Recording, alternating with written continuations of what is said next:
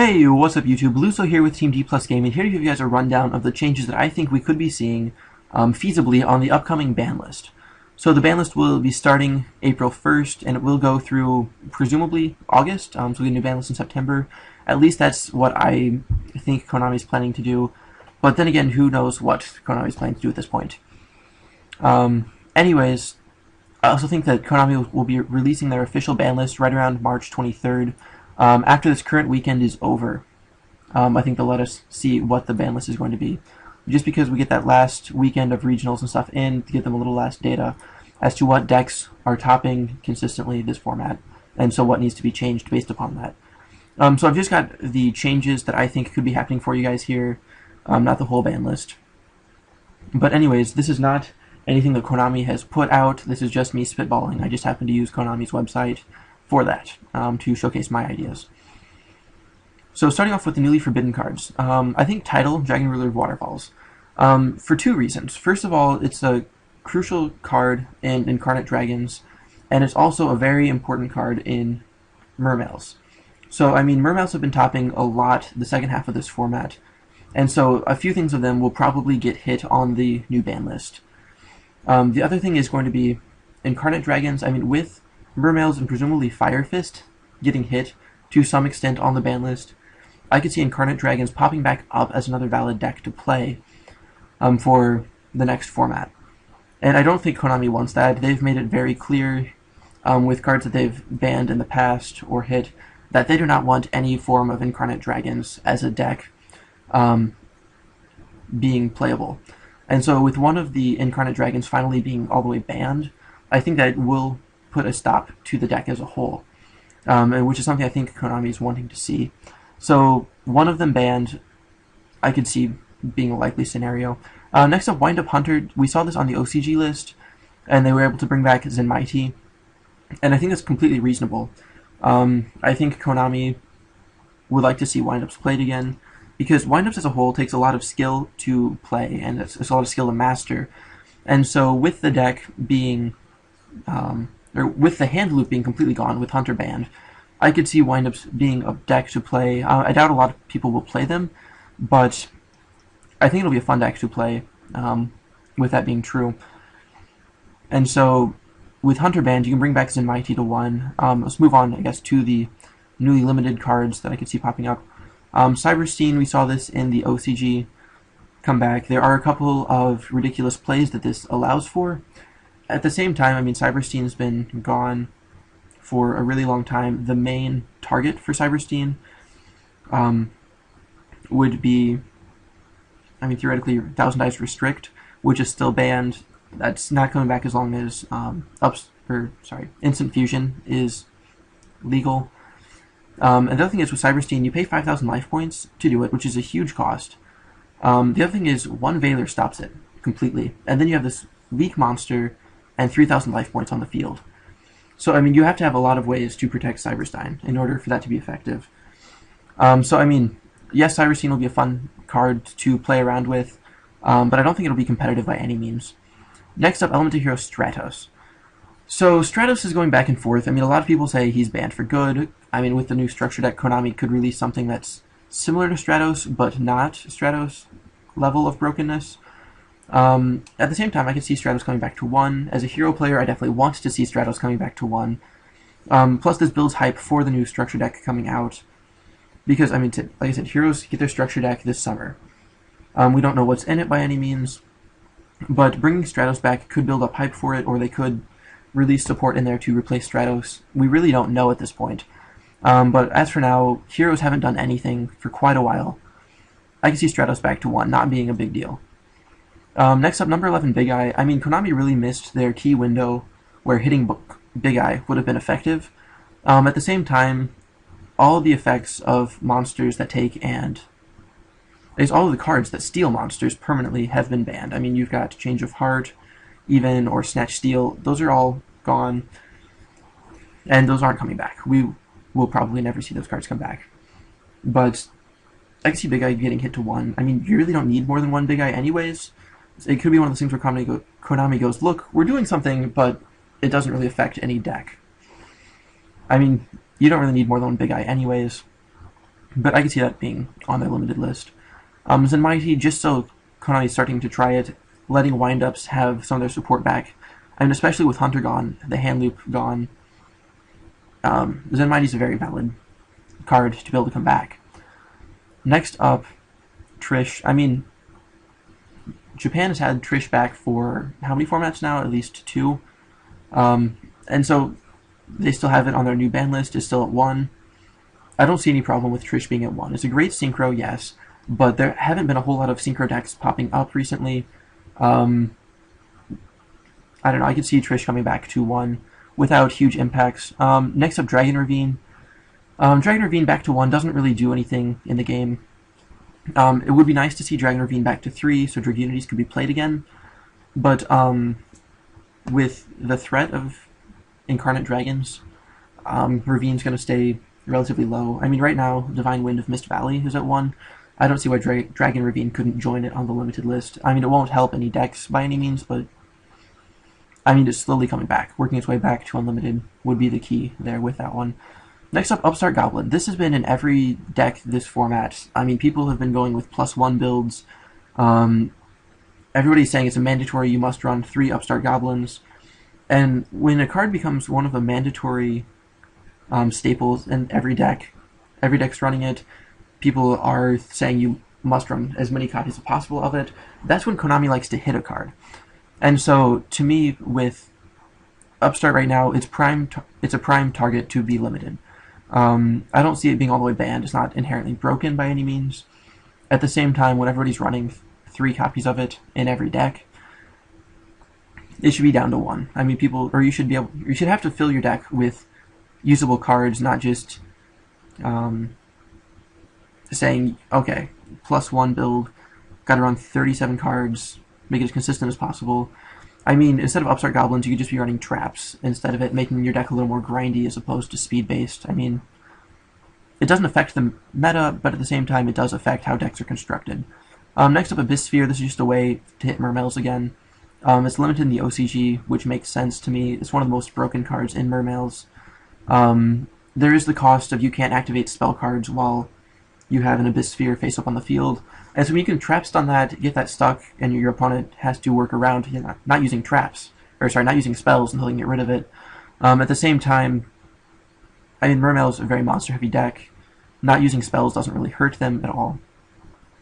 And so, I mean, I don't know. I don't see any problem with Abyss Sphere to 1.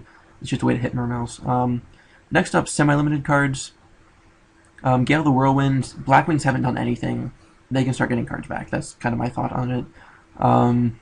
Wolfbark, he's been helping out Fire Fist a lot. Fire Fist went insane at the beginning of this format. I think Wolfbark should get hit in some form. I could even see him being limited. But you summon him, he's a free XYZ to deal with whatever your opponent has. I mean, Wolfbark is kind of what broke Fire Fist in a lot of ways. And I mean, Fire Fist is by no means a broken deck, but it can be hard to counter, and I think 3 Wolfbark is a bit ridiculous. Next up, Glad Beast, Bestiary. It can come back to 2. Glad Beasts haven't done anything at all. I mean, I don't know. I don't see the problem with that coming back to 2. Next up, Neospatian Grand Mole. It's a great anti-meta card, but it wastes your normal summon just for a compulse effect.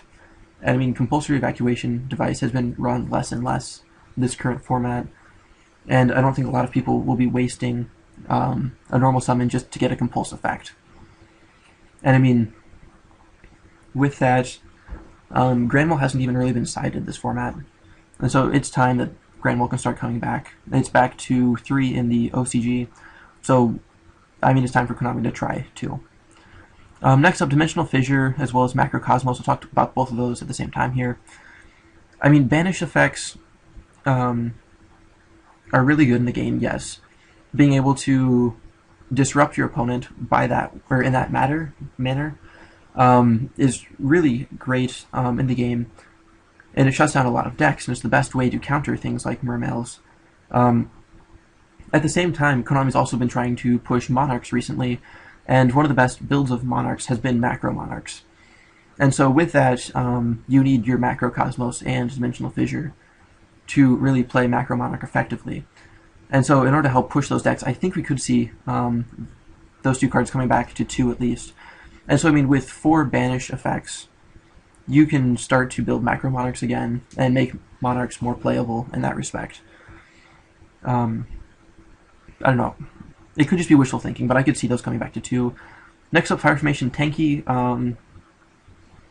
I mean, Fire Fist did a lot the early portion of this format, like the first half. I mean, for a while, Fire Fist was the undisputed tier 1 of the deck, or of the format. And so, I mean, hitting Tanky to 2, it doesn't do a whole lot for the deck. I mean, Rhoda is a very similar card to this. It's at 1.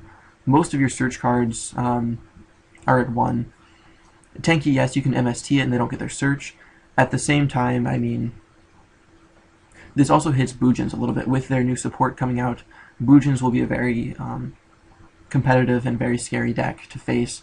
And so, I mean, I could see them getting a Tanky hit. It wouldn't really hurt the deck a whole lot, just kind of start to minimize some of their searchability. Which, I mean, would, like I said, it would hit them, but not enough to make the difference in the deck. Next up, Kaiser Coliseum. This just limits what you can do. It's like when you see Kaiser Coliseum and then, like, 1 monster, your opponent's going to be protecting that 1 monster at all costs, and so then you don't get to really effectively play your deck. I mean, Sylvans do a lot of spamming this new up-and-upcoming archetype that Konami is trying to support. And so Kaiser Coliseum is one of the things that really shuts them down. And so, I mean, I could see Kaiser Coliseum slowly getting hit, like maybe semi-limited, maybe limited. It's a really good card if you can use it in your deck, but, I mean, it's kind of a maybe. Next up, Spellbook of Secrets. I'd say this or Blue Boy getting hit to 2. I mean, Spellbooks haven't done a whole lot this format, but at the same time, they're a very scary deck, and they have the potential to rise back to tier 1 if something like Mermail and Firefit both get hit. Spellbooks is right there. I mean, it's done consistently well. I mean, 1 Fate slows the deck down, but it's not enough to really stop it by any means. I mean, just having 2 Secrets or 2 Blue Boy, like I said, it slows the deck down a little bit, but it doesn't really keep it from being played. Next up, Reckless Greed. This, again, just like Upstart, people are running triple Upstart, triple Reckless in every deck they possibly could this format, just to make them as fast as possible. To me, when Reckless Greed is at 2, then people have to start to consider whether or not they want to include this in their deck. Because, I mean, Reckless Greed as a whole is not that broken. I mean, you chain 1, or you activate 1, you draw 2 cards, then you skip 2 draw phases. I mean, it's a -1 long term, but generally the short term plus makes it worthwhile. The fact that you can stack those is what makes the card broken. I mean, and with 3 in the deck, you can usually draw into 2 of them, chain them, draw the 4 cards, miss 2 draw phases, and be fine. But if you only have 2 of those to put in your deck, then you have to start to question, well, do I want that or not? And then, I mean, it makes it more reasonable. The other thing Konami could do is just errata Reckless Greed, because that seems to be their key play at the moment, is just errata-ing cards. And so make the missing draw phases stack in addition to it. So, okay, you activate 2, then you miss 4 draw phases. I mean, that would also solve the problem with Reckless Greed. Then it wouldn't be run nearly as much. I mean, still, if you were to draw into 2 or 3 Reckless Greeds, activate them all at once, say you miss your next 4 to 6 draw phases, you probably OTK'd anyways. But, I mean, it would make players consider it more before just automatically running it. Next up, cards going back to 3. Stream, just because in this imaginary list, titles banned, you can have 3 Stream, because it does use 0 good. Next up, Reborn Tengu back to 3. This helps with synchro-based decks, which again haven't done anything recently. So I can see that coming back to 3. It's been a 2 for forever. I think it's finally time. Like, there's more broken cards in the game than Tengu. Okay, next up, I think Magical Stone Excavation. I think this could be hit, or no, sorry, not hit. This could be completely unlimited. You have to discard 2 cards as well as activate this card to retrieve a spell from grave. So you're going -2 to add a spell back. And the prime targets for this are Dark Hole, Heavy Storm, and Monster Reborn. And 2 out of the 3 are banned. And so, I mean, with that, I mean, I don't see why this card can't be at 3. Like, there's nothing that's super broken to get back by discarding 2. It's really make it worth it. It's not played in any decks at 2. it won't be played in any decks at 3. That's kind of my opinion on that. Cards that I didn't include here, first of all, would be Dark Strike Fighter. Just because this could be really in any category. I mean, with the new errata, you can only activate its effect once per turn during your main phase 1. So you can't even attack with it and then take and tribute itself off to go for the 4K it used to. In all honesty, it could be completely unlimited now, like it is in the OCG. Then again, the OCG has a lot of broken cards, like Too Honest, and so triple Dark Strike won't do anything there. It won't even phase them. I can see them trying it at 1 here, trying it at 2, or all the way at 3. I mean, it really could fall into any of those categories. Next up, if they do, say, ban one of the Incarnate Dragons, Sacred Sword of 7 stars could come back to a full 3. It wouldn't do anything. Reasoning, again, is a card they've been printing a lot recently, and is still not being played. I mean, that could come back. But beyond that, guys, I think this is mainly what we could see change-wise in the upcoming ban list. If you guys have any thoughts on the matter, anything you think I missed, anything you think I was completely wrong on, please let me know in the comments below. As always, guys, thanks for watching. Team B+ Gaming, signing out.